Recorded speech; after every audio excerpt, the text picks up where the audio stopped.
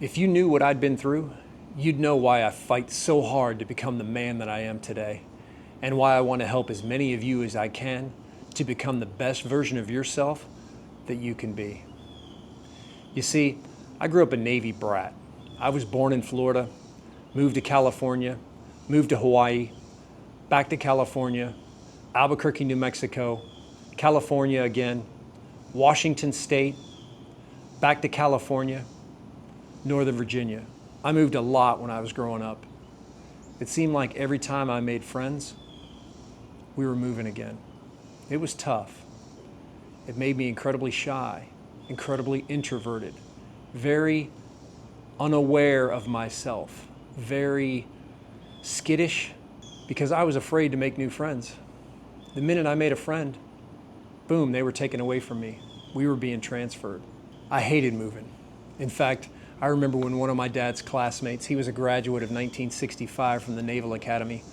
One of his classmates came to visit when I was in high school, and he said, "Are you gonna go to the academy? Are you gonna be career Navy?"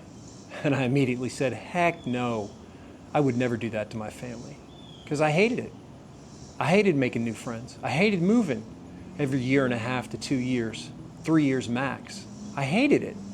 It just wasn't a life I wanted.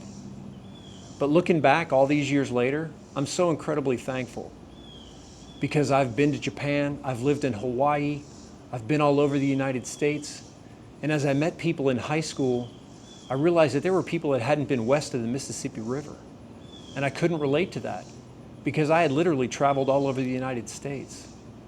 And while it made me an introverted, shy young man, it gave me a greater perspective of this place called the world, and I wouldn't change it. I spent my high school years in Northern Virginia, and I decided to come to North Carolina to go to college. I went to this small school in central North Carolina called Elon College.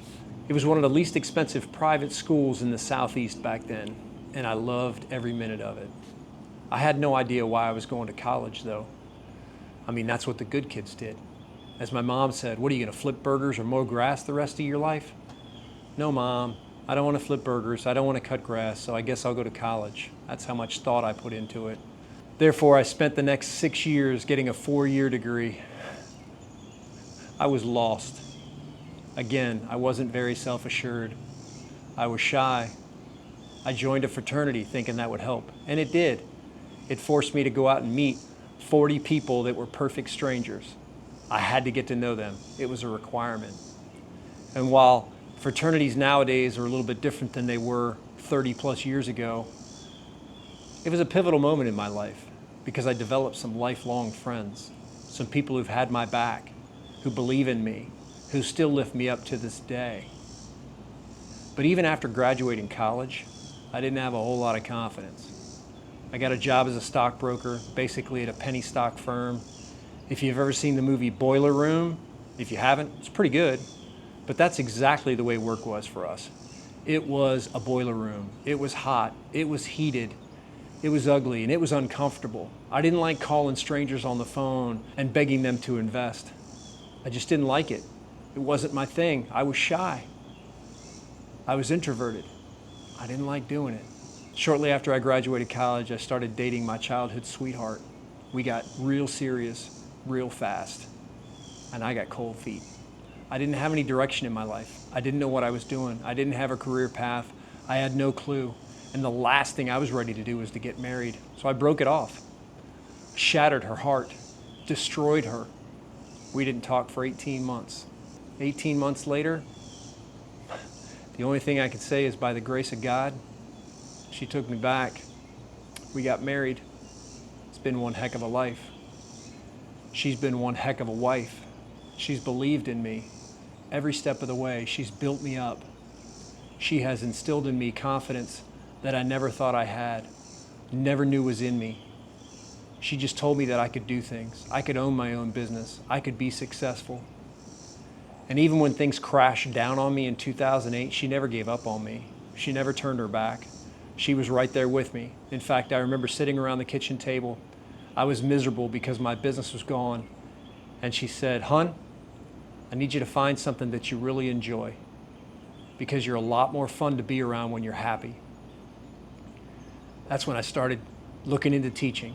I had a sister who was a career teacher educator, a dad who, after the Navy, became a middle school math teacher. And I asked him, what's it like? And he said, if I'd have known it was going to be this much fun, I'd have been doing it my whole life.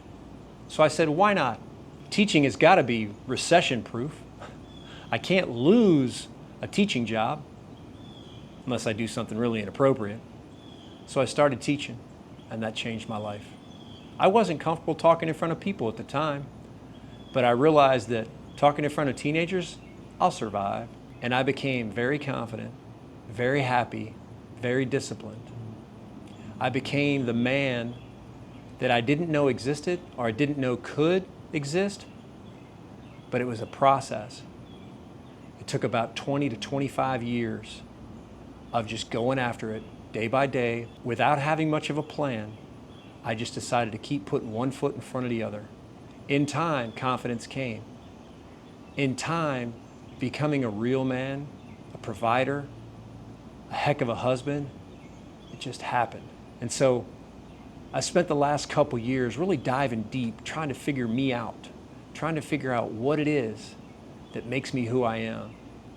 And I want to do that for you, with you, through you, because life is awesome. It really is. And it's meant to be lived. It's meant to have memories made, time well spent with people you love. And if you do me a favor, jump in the comments below. Let me know what you're struggling with, what we could do to help make your life great. Because after all, life's meant to be lived.